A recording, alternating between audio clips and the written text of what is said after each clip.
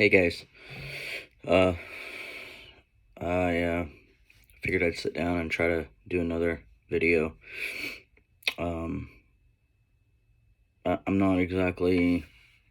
I tried to rewatch a little bit of the last video to figure out exactly where I was at, but I think I got off on a bit of a tangent on the last one. So, um, in any case, um, basically, I'll just start off where, um, where I'll be. Let's see. I think I covered the part of being accused of being on drugs. Um, and all right. So yeah, we also discussed not being able to wear what I wanted or anything like that. So as it kind of progressed in that fashion, um, again, remember I came out when I was 13 that I like girls. But because that wasn't accepted, even though I told them who I was and all of that stuff, I still, had to pretend to date boys and like that. So I did. I had a series of boyfriends. Uh, nothing too awful serious until high school. In high school, I dated a guy who, we ended up dating for a little while. I mean, you know, it never got physical or anything as far as sexual, but, we hung out all the time and, you know, held hands and kissed, did normal dating stuff, but we never did actually go like that sexual route. And it ended up ending pretty poorly. But prior to that ending, some crazy stuff happened. So, I was in high school. Let's see. I think I was a freshman or a sophomore. I think. At this point, again,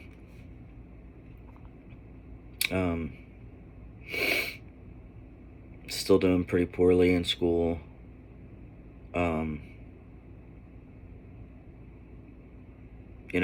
Not great. All right, so dating this guy, I started seeing him around this time is also around the time that things got even worse at home. Every time that I attempted to take a shower, usually when everybody else was either preoccupied outside the home or gone, I ended up getting my showers intruded upon by stepfather. Every single time. We only had one bathroom in the house. So it wasn't uncommon for someone to knock on the door and say, I need to come in and use the bathroom, and then, would leave and let you finish your shower. That wasn't an uncommon situation in our household with as many people that lived there and only one toilet in the house. So, it wasn't, initially, it didn't stand out as being a thing. It was just hey, I gotta come in and use the bathroom. Fine, yeah, okay, use the bathroom. But it quickly grew into more than using the bathroom. Basically, I would be in the shower, and again, only one toilet, so again, siblings would come in and use the bathroom and then leave. Bio mom would come in, use the bathroom, leave. Not a big deal. We all did that to one another as well. If we had to use the restroom, there was only one toilet. Again, not a big deal to run in, use the restroom, and run out. Very, very common. And we didn't have like a see-through shower curtain or anything like that. It was all, we had the standard like plastic one that was inside, and then like a pretty one on the outside or whatever. So, it wasn't like some weird creep show where we all just like did this weird random bathroom share thing. But in any case, when I would be in the shower, he would open the door, say that he had to use the restroom. Okay. And he would come in. Now, I don't know that I've ever covered this. I know a lot of people that actually do know me, like know me, know that I have some hearing impairments. I don't hear super well. I've had issues with my hearing in my ears since I was an infant. I don't have hearing aids or anything like that, but I have some pretty awful situations going on there.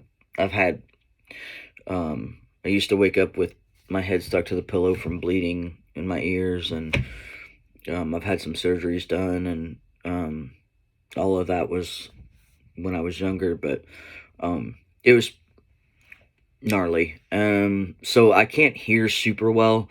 It's kind of hard for me to hear subtle things that most people can hear.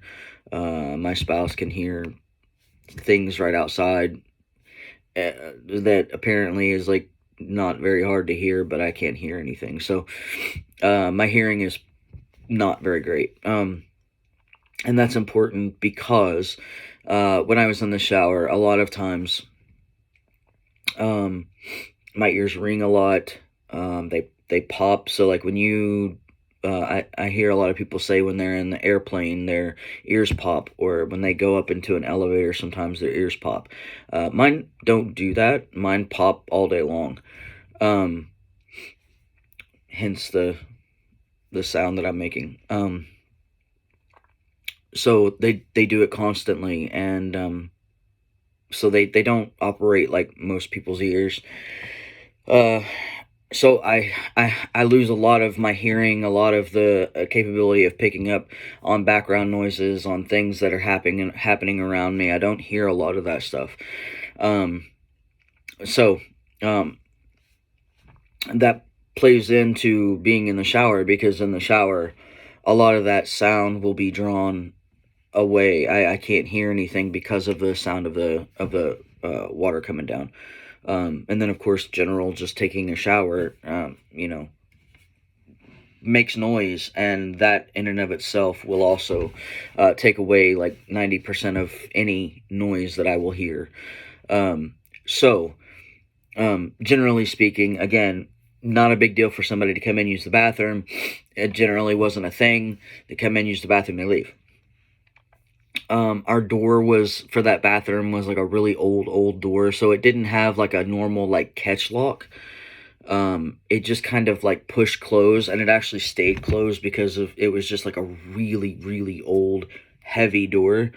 And actually, in order to lock that door, you had like a flip lock on it. We didn't have like a door lock on it. It was a really, really old door. And so generally speaking, when you shut the door, it would stay like shut, but, I mean, you could open it really easily, and, usually when you go in there to take a shower, you don't lock it because, if any of the younger siblings need to use the bathroom or something like that, I mean, you just don't lock the door, right? And I honestly think that lock was not even put on there until later on. Now that I think about it, I don't think it was even put on there, early. So anyways, taking a shower, he would come in, he would say, hey, I'm going to use the bathroom. Okay, cool, fine. And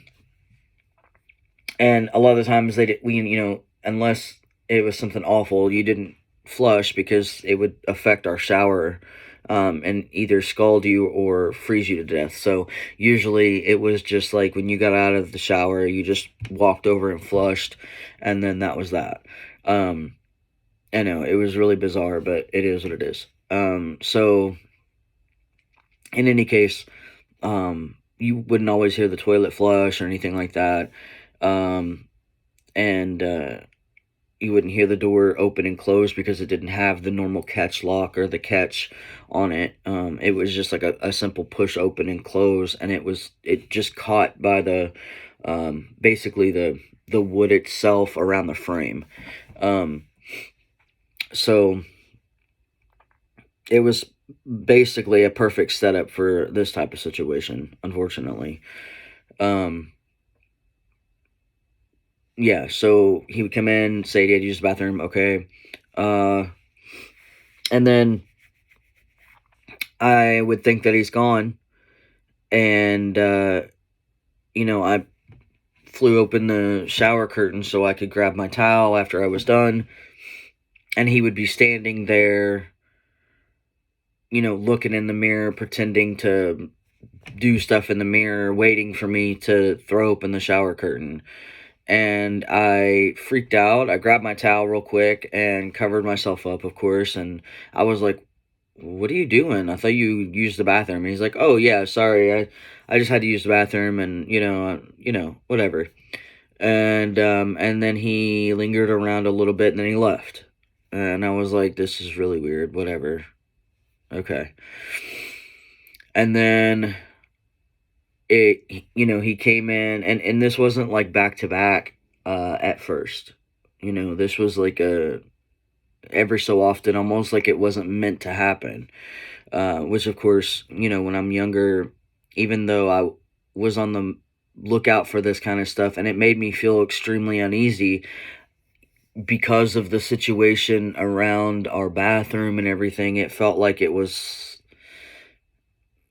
really like an accidental or coincidental. Of course, I never saw it that way, because, as an adult, because obviously it never happened with anyone else. It just happened with him. So, take that for what it is. But,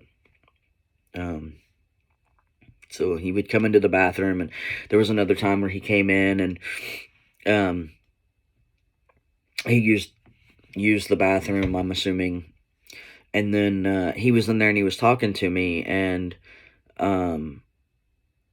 I can remember, like,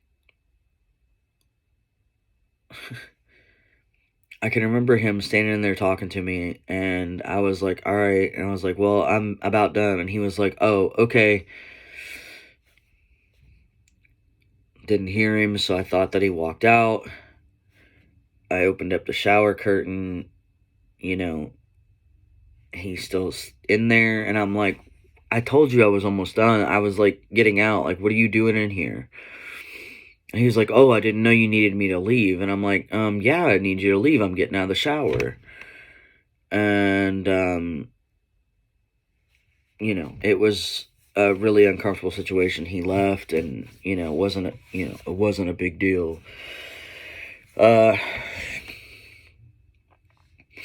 One of the last times that I can remember him being in there was, he came in, used the bathroom, whatever. I'm in the shower. So now, of course, I'm being a little bit extra cautious, and, I can remember him going, he's standing in there, he's talking, and I don't know why, but he wanted to come in there and just talk, I guess. I know what he was doing now, so I told him I was almost done. He said, okay. But before, he didn't leave, so I didn't fling the shower curtain open immediately. I turned off the water, and I stood there behind the curtain. And I didn't hear anything. And I stood there, and I didn't hear anything. And I didn't hear anything. And I was like, okay, so maybe he's not here. And I opened up the shower curtain just enough to peek my head out, and he's standing there. The way that the bathroom was set up was when you walked in to our bathroom. So you walk into the door, the tub is over here against the wall like this. Our sink was like this, and our toilet was right next to the sink. So he was leaned up against the sink with his arms crossed, staring at the shower, waiting for me to open up the curtain. So when I opened it up, I peeked my head out, saw that he was standing there. Went to grab my towel, wrapped it around me, opened up the shower curtain, and he was still standing there, and he wouldn't let me out. It was just like I either had to bump up against him or something. And I was like, can you, I need to, I'm done. Can you move so I can get dressed and dry off and all that? And, he just kind of stood there like he was, I don't know, like he was in charge of whether or not I was allowed to do anything at all in that bathroom. And I was like, okay, this is, I don't like this. So he stood there for a little while, and then I hear Bio Mom come in the front door, and he walks out. And I was like, okay, this is not good. So, at that point, anytime that I tried to keep a really close ear on anytime that I heard that anyone was going to be leaving the house. I always tried to take a shower at that point at any time that I heard or thought that he was not going to be home, so I could actually get a shower and be done.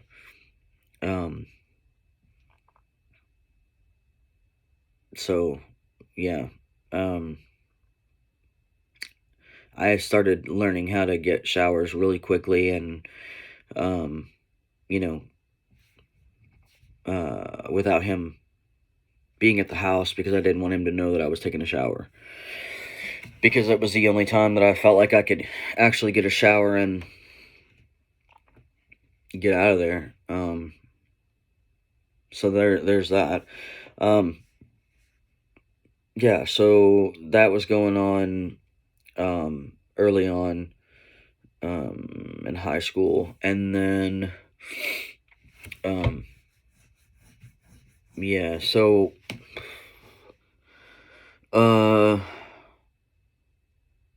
after that, I'm trying to remember exactly, because I think it was like right after that, or not long after that, when I was dating said guy in high school. Again, this was all, I mean, I liked the guy. He was a great guy. I mean, at the time, I don't know that I would say that now necessarily. But he was a good guy to me. He was nice to me at the time. But then I felt bad. I mean, I knew it wasn't going to go anywhere for me, because I mean, I knew who I was, but I was almost forced in that situation. I didn't know what else to do. So, I just wanted somebody that wasn't going to put me in a position to force me to have sex with them, or rape me. And, I ended up finding a guy who, was willing to go super, super slow, with everything. So it worked out in that regard.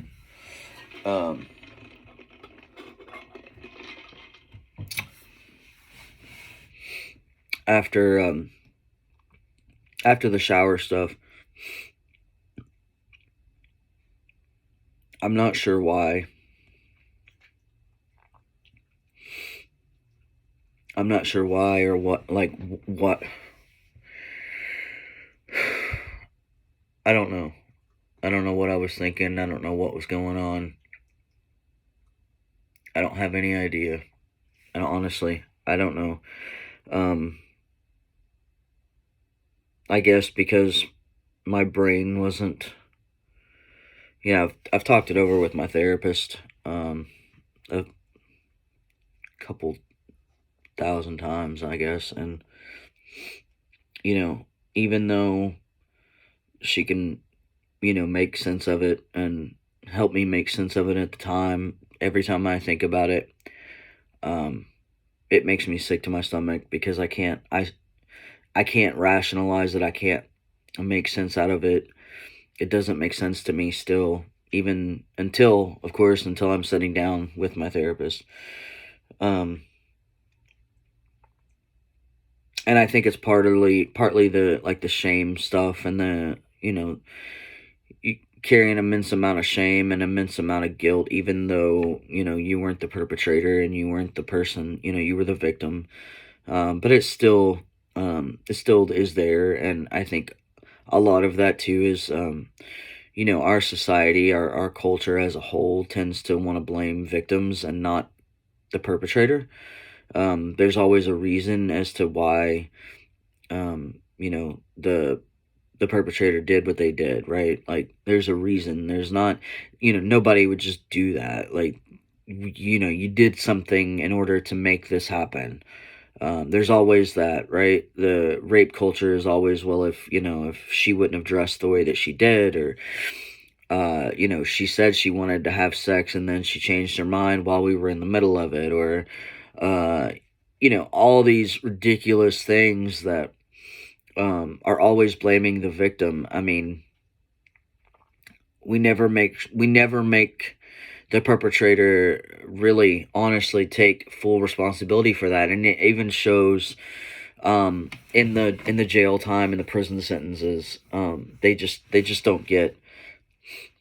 I mean, you know, s- the sentences are ridiculously stupid compared to a lifelong amount of tragedy and trauma that you have inflicted on someone. They have to live with that for the rest of their lives. They are literally now having to try to figure out how to survive without feeling like around them at every second that they are preparing for an attack.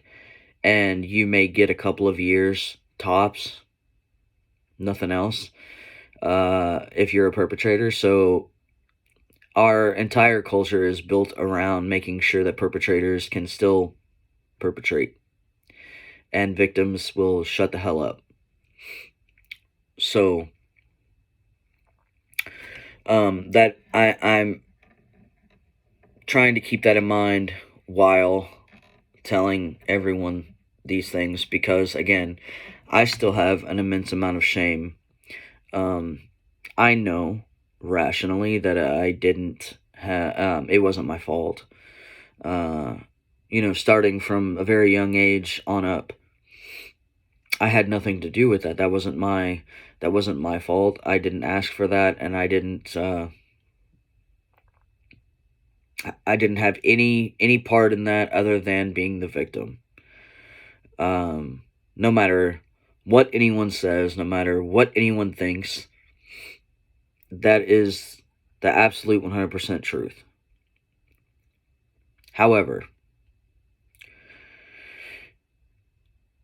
it does not make your brain stop thinking that overnight. And I've been in therapy a long time, and it's still something that I every so often struggle with. I know rationally that I'm not to blame. I know that. Finally, I know that. Um, but talking about it is very hard, and it still brings a lot of shame with it. So, um, yeah. Um, in any case, this next little bit, I can't explain. I have no idea. For me, anyways. So, um, at one point, I remember waking up. Bio mom had left to go shopping or something that day. For some reason, nobody else was in the house, um, except for stepdad, and he was laying in bed. He had the covers pulled up to his waist, and he was laying in bed watching TV. And he was like, "Do you want to watch some TV?" And I was like, not, I don't know. And he was like, come watch some TV. There's nothing else to do." And okay. So I jumped up on the other side of the bed and laid down on the bed and was watching TV. And then he was like, "Do you want to get under the covers?" And I was like, not really. I don't want to go back to sleep. I just got up. And he's like, "Well, get under the covers. It's kind of chilly." Okay, I'll get under the covers. And I'm not exactly certain how everything happened right then, but somehow or another, I'm guessing that while I was getting under the covers, because I was fully clothed, completely fully clothed, shirt, pants, socks, the whole 9 yards, other than shoes.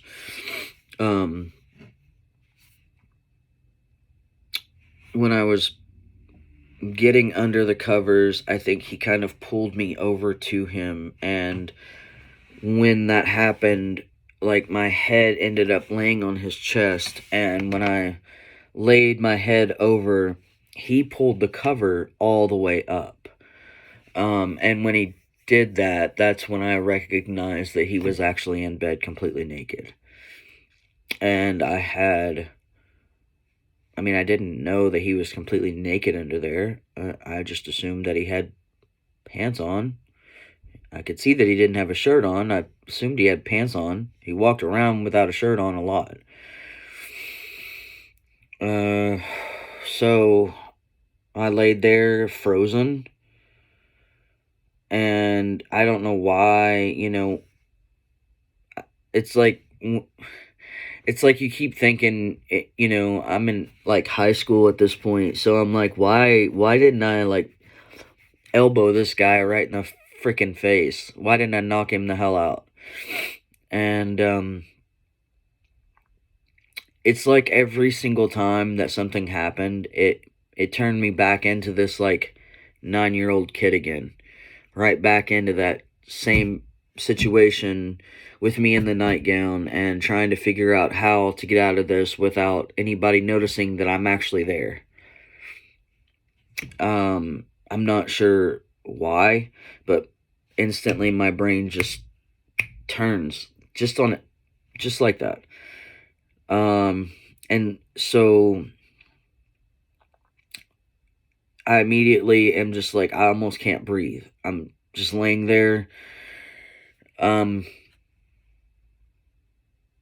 shock. I'm almost holding my breath. I'm trying to figure out how to get out of this without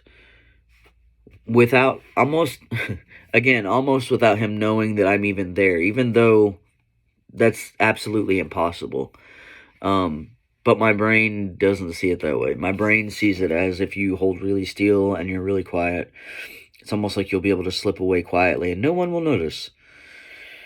So I laid there very still and quiet, trying to figure out the best course of action. And I can remember him being at full salute, and he asked me if I wanted to touch him, and I said no. And he asked me if I liked the look of it, and I was like, no. And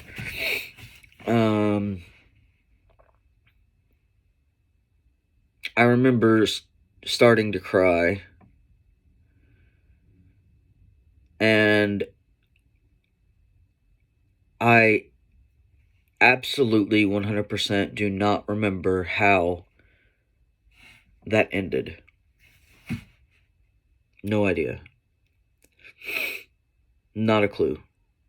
I don't remember who got out of the bed. I don't remember how I got out of the bed. I don't remember anything about the rest of that day. Nothing. Everything stops at that moment. That's the last thing that I remember. I honestly don't remember. I don't remember what happened after that. I don't remember if I just got up. I don't remember if he got up. I don't remember if someone came home. I have no idea. No idea. No idea how that happened. No idea what went on after that. I'm like 99.9% certain that it didn't go any further than that.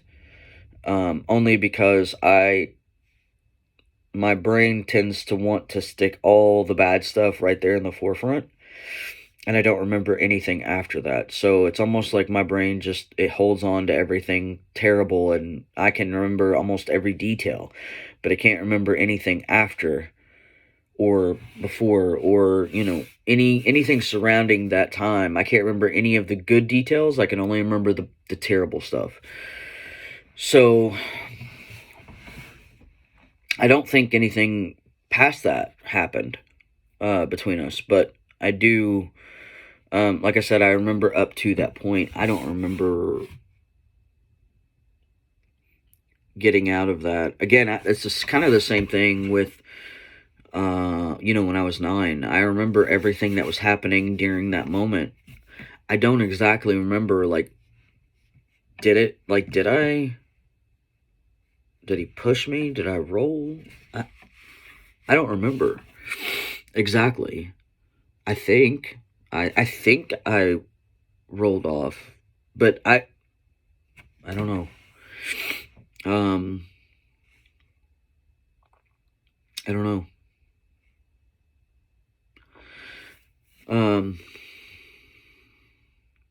What I do know is that from that day forward, I was never anywhere with him alone. I made sure of it.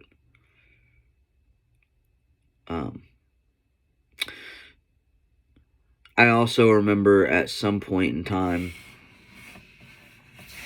this was earlier on. I think this must have been not long after I think this must have been between the shower deal and that. I don't know. We used to go fishing a lot down by the river, and it used to be a lot of fun. But when we would go fishing, most of us would all go, and then we would all come back. We usually didn't stay overnight or anything like that. But sometimes you go out there kind of late at night, and then you come back, and it gets kind of late. So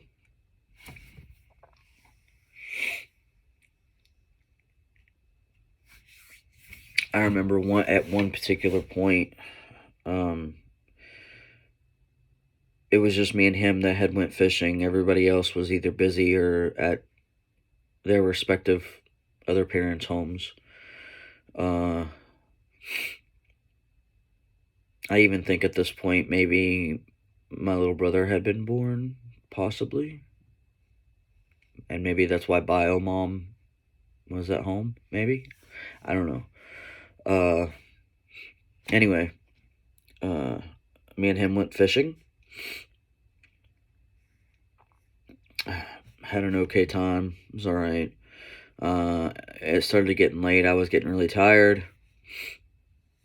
And, I wasn't in high school yet, so or at least not, I wasn't at that point. It had to have been pretty early on.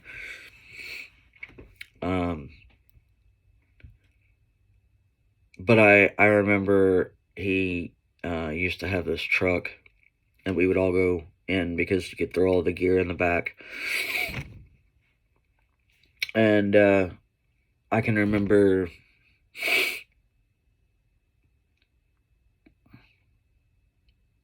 um, I was like tired and cold, and he didn't have a blanket, so I kind of shoved my arms inside my shirt and, was trying to stay warm, and I kept falling asleep, and my head was bobbing and hitting the window. And so he was like, come, lay your head down over here, and you can go to sleep, and I'll wake you when we get to the house. And I said, okay. And then I woke up with his hand up my shirt, uh, grabbing a hold of my chest. And I had no idea really what to do about that. Again, frozen, unsure of what to do, unsure of how to move or how to get out of this, or do I even let him know that I'm awake at this point? Or I don't know what to do, and I'm, frozen with fear, disbelief. Am I dreaming? Or is this really happening?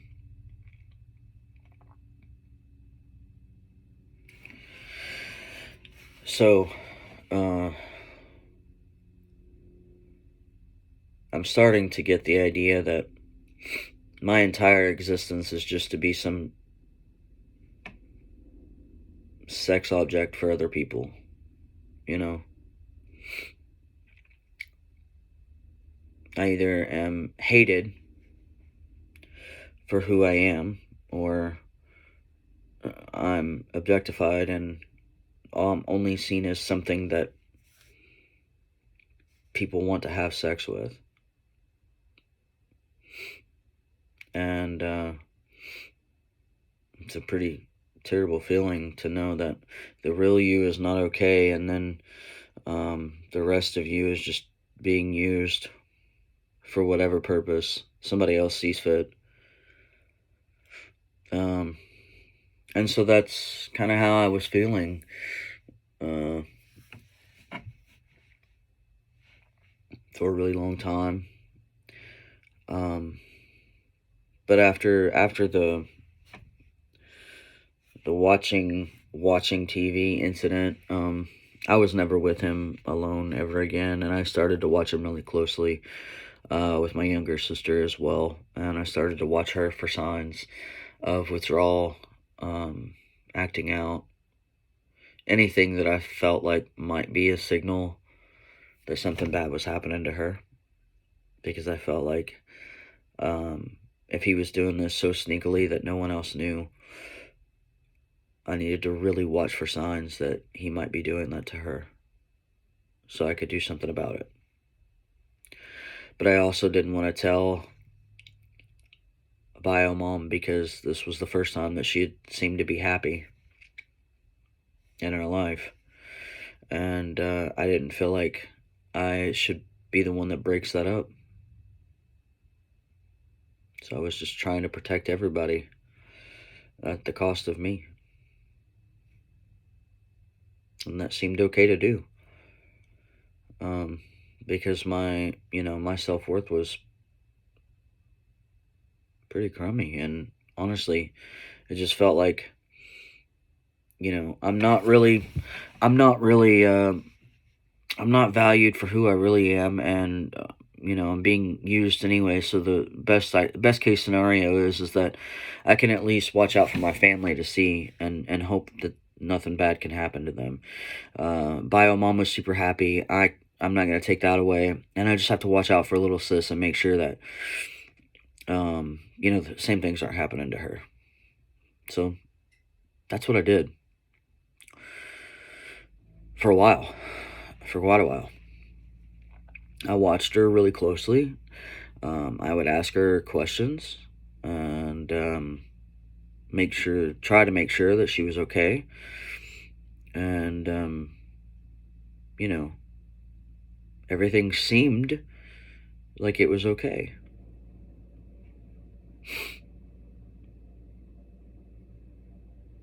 It's too bad that I wasn't a therapist, though, because I would have seen better signs. I didn't know shit. But that's not my story to tell. Just know that he didn't stop with me, and that there were some things going on with little sis as well. And I never did pick up on it. I picked up on some things, and with little sis, I tried to tell bio mom at one point that I didn't think that they were going to go on this trip, and I didn't think that, they needed to go on this trip together.